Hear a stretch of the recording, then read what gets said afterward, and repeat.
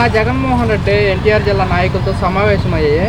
ఈసారి జగన్ 2.0 చూస్తారో గత మాదిరి ప్రభుత్వం లాగా ఉంటుందో ఈసారి వేరే విధంగా ఉంటుందని మీరేమంటారు పబ్లిక్గా? అయితే పోయినసారి కూడా ఆయన రావాలండి. లెక్క అయితే ఎవరు? జగన్ గారే రావాలి. ఎందుకంటే వాళ్ళ నాన్నగారు వాళ్ళు కూడా మాకు చాలా బెనిఫిట్స్ పొందాం. ఆరోగ్యశ్రీ కానీ అవి కానీ ఆపరేషన్ కూడా ఫ్రీగా అయింది. లేదు ఎప్పుడైనా నేను చనిపోవాల్సింది నిజం చెప్పాలంటే ఆయన కృప వల్ల బ్రతికాం. ఇప్పుడు ఇలాంటివి కూడా బయట అడిగితే ఏం లేవండి అది ఇది అని అంటున్నారు. డబ్బులు పెట్టుకు చేసుకోవాల్సి వస్తుంది. అంత స్మాతం మాకు లేదు. వడ్డీలు తీసుకొచ్చుకొని చేసుకోవాలి. ఆ వడ్డీలే కట్టాలా, ఈ హాస్పిటల్కి వెళ్ళాలా, రోజుంట్లోకి చూసుకోవాలా, చాలా ఇబ్బందిగా ఉంది. ఏమైనా కానీ ఏంటి ఆటో వాళ్ళకి 10,000 అన్నాడు, ఏవీ లేవు. పిల్లలకి అన్నాడు, అవి లేవు. నీకు 15,000 నీకు 15,000 నీకు 15,000 అన్నాడు. ఎవరికి 15 పైసలు కూడా లేదు. అలాగుంది ప్రభుత్వం. అంటే మీకు ఎప్పుడు ఆపరేషన్ అయిందన్న? ఏం ఆపరేషన్ అయింది మీకు? లోపల స్టోన్స్ వచ్చినాయి అన్న. అప్పుడు ఆ టైంలో ఎక్కడికి వెళ్ళా 2 లక్షలు తక్కువ అవుతుంది అన్నారు. అలాంటిది ఈయన గారు అది పెట్టడం వల్ల ఆరోగ్యశ్రీ నాకు చాలా ప్రాణంతో ఉన్నానంటే ఆయనే. వాస్తవం అండి, డబ్బులు లేవు. ఆ టైంలో ఆదుకున్నాడు ఆయన గారు. జగన్ గారు కూడా మాకు 10,000 ఇచ్చాడు. ఇప్పుడు అవి కూడా లేవు. ఆటోల పరిస్థితి అంత మాత్రం ఉంది. ఆటోలు పెరిగిపోయినాయి బాగా. అది పరిస్థితి.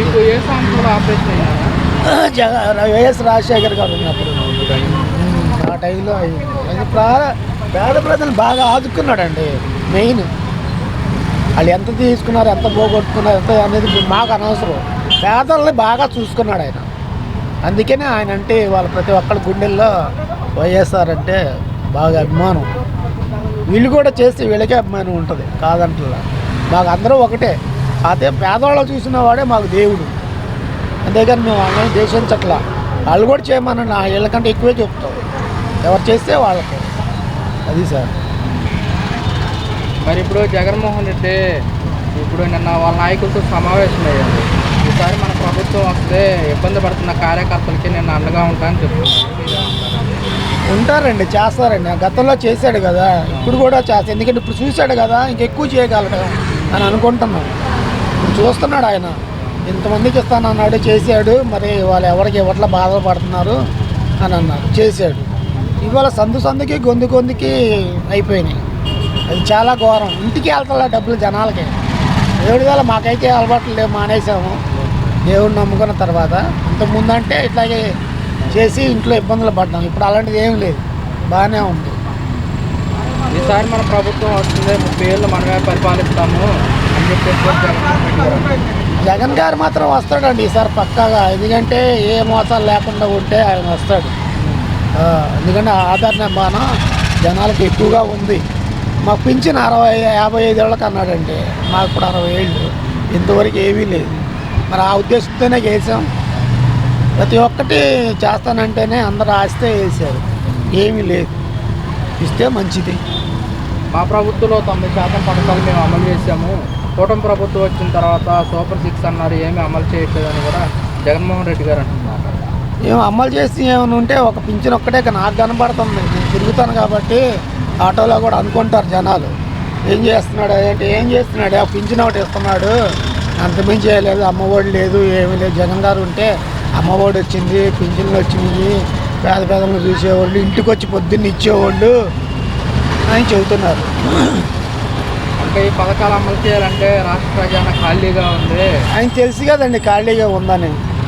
ఖాళీగా ఉందని తెలిసి మరి అన్ని హామీలు ఇచ్చి ఇవ్వాలా, నా వల్ల కాదని అంటున్నాడు. మరి జనాలు తెలుసు కదా ఇట్లాగే చేస్తున్నాడు ఏనా ప్రతిసారి. మరి ఏంటి జగన్మోహన్ రెడ్డి గారు ప్రజల్లోకి వస్తా అంటున్నారు.